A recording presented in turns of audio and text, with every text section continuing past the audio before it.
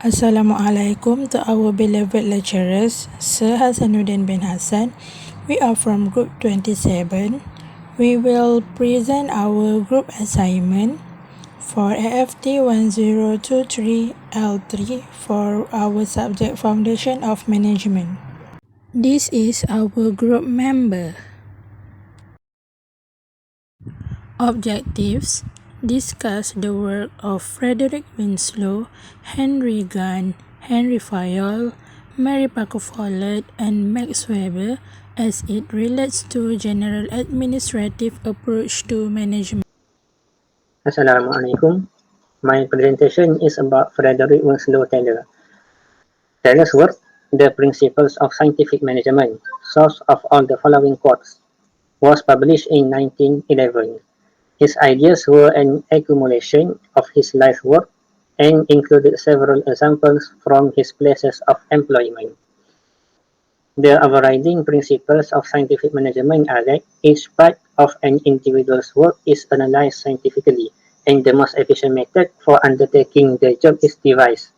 The one best way of working. This consists of examining the implements needed to carry out the work and measuring the maximum amount a first-class worker could do in a day.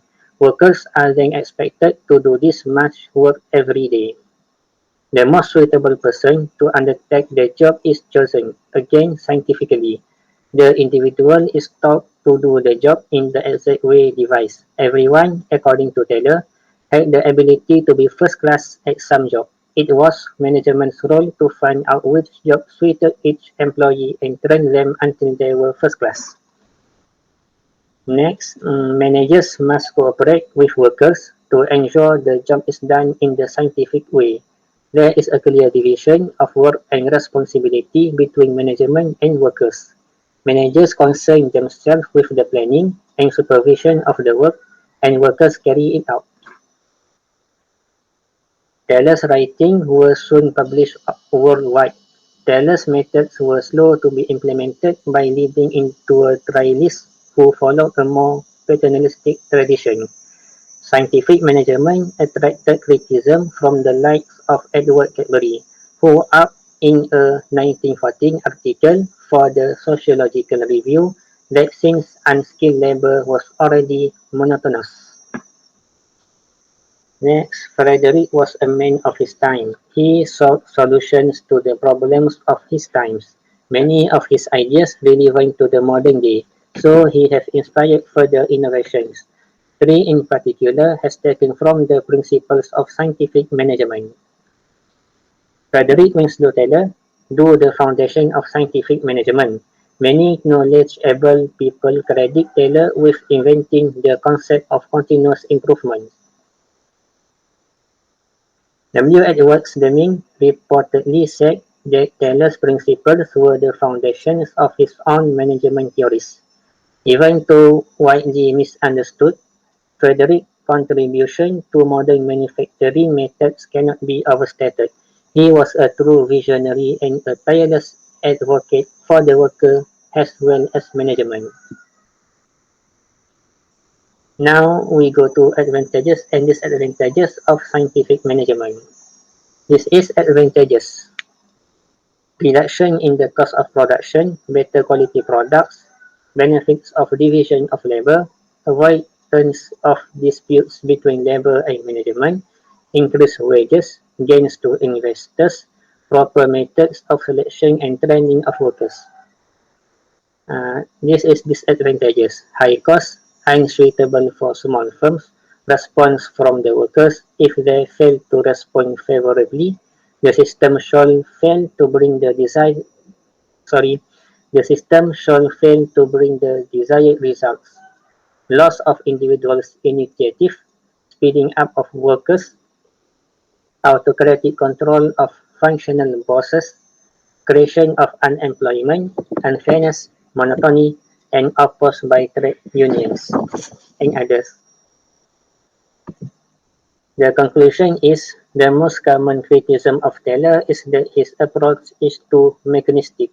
He treating people like machines rather than human beings, with the result being a one-size-fits-all approach to people management and training that fails to recognize the complexity of human motivations. That's all from me. Thank you. Okay, so Henry Fayakan was born on 29th July in suburb Istanbul, Turkey in 1841. He grew up in a Gauss family, and his father was an engineer and was appointed building supervisor for the construction of a bridge over Golden Horn. He studied civil engineering of mines at the National Superior Mines Academy in Saint Etienne and finished in 1860. He started his career as an engineer in the mines of an important mining and metallurgical group. The commentary for Corporation at the age of 19. He began his experience in the field of metallurgy and coal, and because of it, he then was appointed as the mining manager at the age of 25. He then got invited to attend the Paris Congress of the Mining Industrial Society that is being held on the occasion of the Universal Exposition in 1878 to present a report on the alteration and spontaneous combustion of the coal exposed to air that was very well received and also receiving positive reviews. He also one of the founders of the principles of modern management. In 1916, Henry Fayol published his work experience in the book Industrial and General Administration 1916 and first came out in the French countryside. He then published The Industrial Disability of the State in 1921. He developed three essential aspects in his academic life within the administration model, which is the division of labor, the application of an administrative process, and the formulation of technical criteria that should guide administrative function.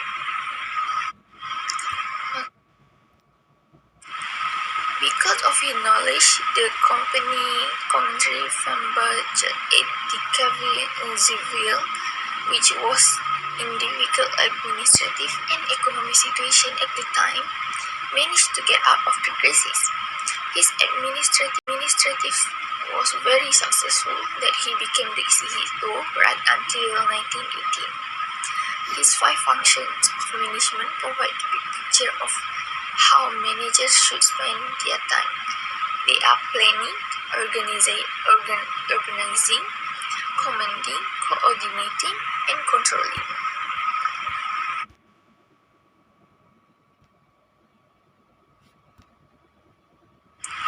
Here are the 14 principles of management of failure: division of works, authority, discipline, unity of command, unity of direction, collective interest over individual interest, remuneration, centralization, scarlet chain, order, equity, stability of tenure of personnel, initiative, and esprit de corps.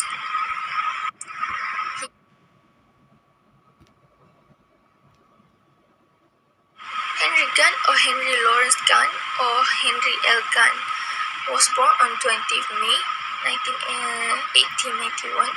He was born on Calvert Country, Maryland, United States, into a family of prosperous farmers.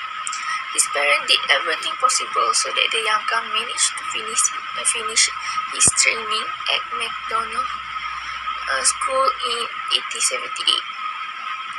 He then went to Johns Hopkins College and graduated in 1880. He became a teacher before becoming a draftsman in 1884 and qualifying as a mechanical engineer. From 1887 to to 1893, he worked at the Midvale Steel Company in Philadelphia, where he became assistant to the chief manager, Farid W. Taylor, and then superintendent of the casting department.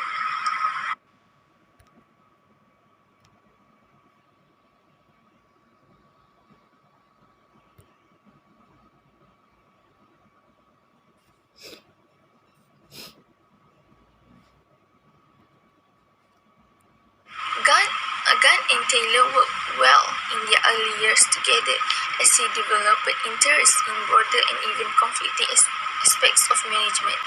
He became a successful consultant in his own right, making him well known from. He then contributed to the war effort in the Frankfurt Arsenal and for the Emergency Fleet Corporation as he accepted a government commission in 1917.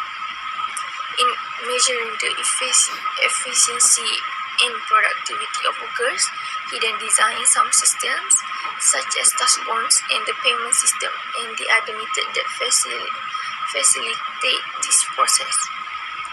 It soon became very popular because of its simplicity, performance, and quality. In 1908, he presented the American Society of Mechanical Engineers the text Training of Workers in Habits of Diligence and Collaboration, in which he exposed the need to change the employer's tactics. Also set up a trade association that was aimed at the development of industrial efficiency within political process that is inspired by Thorsten Veblen in 1916. He introduced the task in bonus wage system in 1901 as a variation on Taylor's differential piece rate system. With his system, the employee received a bonus in addition to his regular day rate if he accomplished a task for the day. Gun system enabled workers to earn a living while learning to increase their efficiency. Gun's bar chart started as a humble but effective mechanism for recording on the progress of workers toward the task standard. It has been applied to all kinds of projects to illustrate how scheduling may be best achieved.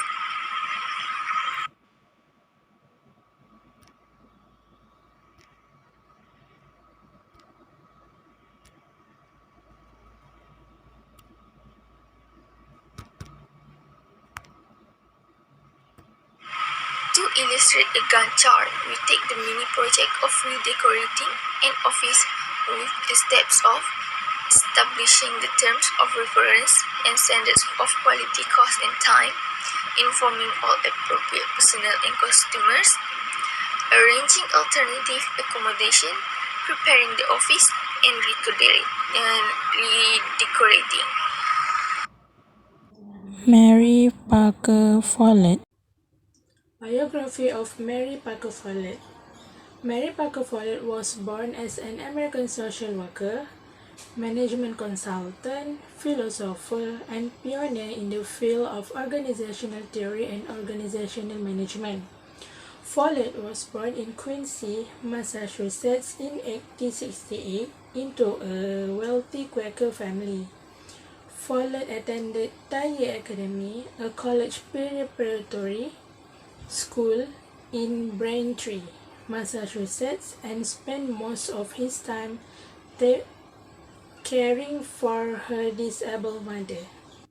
For the next 6 years, Follett participated in the university from time to time and graduated with honors in 1898. She was one of the first women ever invited to speak at the London School of Economics, where she talked about cutting-edge management issues. Follett died in Boston, Massachusetts in 1933. Mary Parker Follett, or mother of modern management, believes that management is the art of accomplishing things through people. Follett practiced these principles of coordination that help develop her theory of management. First is direct contact. Direct contact between employees and managers helps organizations avoid conflict and confusions. Second is yearly stages. Coordination should be learned and mastered immediately. No employee should feel less important than the next. Each has an important role that complements the role of each others. Third is reciprocal relationship. Every employee, regardless of their level in hierarchy, is responsible for pulling their weight and integrating with the rest of the group. Number fourth is continuous process. Coordination must be continued. Don't just learn it and forget about it. Channel it in everything you do. Viewpoint about the approach in today's context. Mary Paco Follett is well known in the field of management theory for her humanistic and social justice perspectives on management structures and conflict resolution within organizations. Follett is based on classic management principles, laying the foundation for many modern management theories in use today. Follett created a management that is still popular today. The main persons in charge include: first is integration. Follett believes that employees at all levels should be integrated to achieve the goals of the organization. Second is power with. Follett believes that workers should exercise the power to act together. Number 3 is group power. Group power should be valued over personal power. Organizations do not exist for one person's benefit, but rather the entire company of workers. Related examples.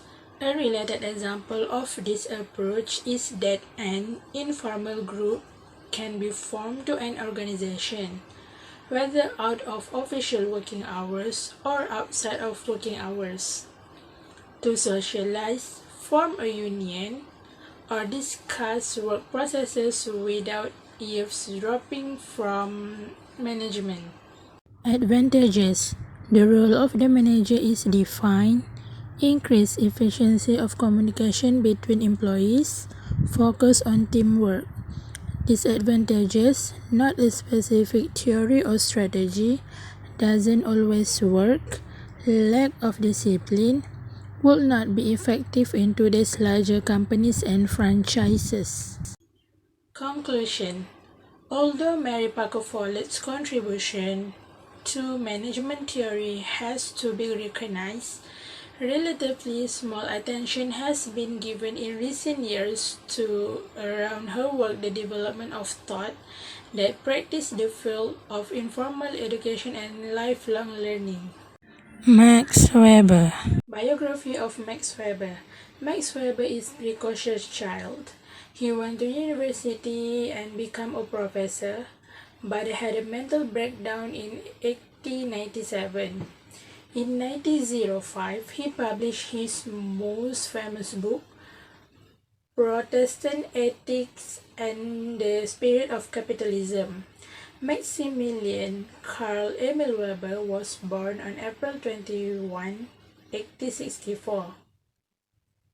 His father, Max Weber, was a politically active lawyer, while his mother, Helen Fallenstein Weber, preferred a more abstinent lifestyle. After graduating from high school, Weber studied law, history, philosophy, and economics for 3 semesters at Heidelberg University. When he returned from his studies in 1884, he went to the University of Berlin and spent 1 semester at Göttingen. He passed the bar in 1886 and earned his PhD in 1889, ultimately completing his habilitation thesis, which allowed him to obtain a position in academia. Max Weber is a German sociologist who believes that bureaucracy is the most effective and rational model for private enterprise and public institutions to operate. His management theory emphasized strict rules and the firm distribution of power. He would have scolded today's managers because their leadership style made them open to new ideas and flexible work arrangements. Many Many of Weber's beliefs discourage creativity and collaboration in the workplace and oppose flexibility and risk. Weber believes that bureaucracy is the most effective way to build and manage organizations.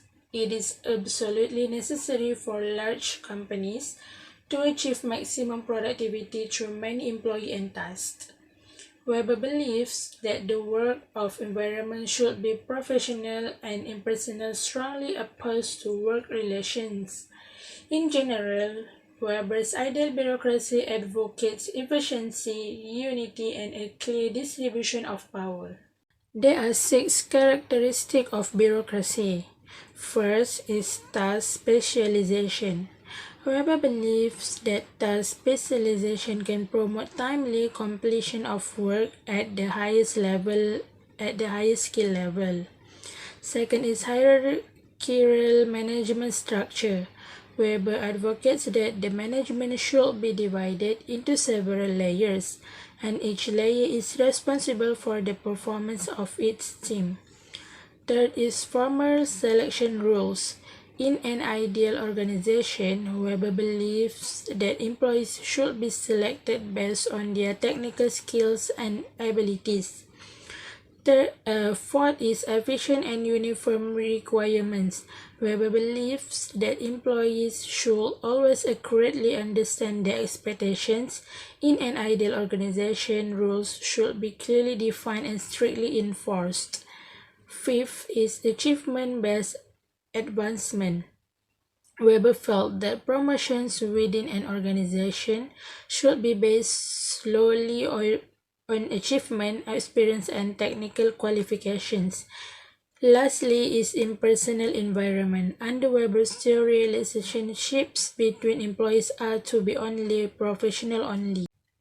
Max Weber's iron cage concept is more meaningful today than when he first wrote in 1905. In short, Weber believes that the technological and economic relations organized and developed from capitalist production have themselves become basic forces in society. Examples of bureaucracy can be seen everywhere. The National Motor Vehicle Department, Health Maintenance Organization HMO, financial lending organizations such as savings and loans, and insurance companies are all bureaucracies that many people often deal with. According to Max Weber, the advantage of bureaucracy is equality. Management maintains fairness to employees and ensures fair judgments when any problems arise in the organization's structure. The organizational structure of the system can be developed through bureaucracy when rules, regulations, methods, and procedures are predefined. Advantages: job security is provided, best practices are created, it creates predictability, it provides a foundation for scalability. Disadvantages: there is no emphasis on creating additional competencies, expenditures dictate actions, it is battery for boredom, and it is difficult to maintain high morale within a bureaucracy. Conclusion: to conclude, Weber introduced bureaucracy to emphasize rule, ability, and knowledge, which in fact offered an efficient and rational administrative system to society. An ideal administrative organization should be built on the basis of rationally legal rights. That's all from us. Thank you for watching.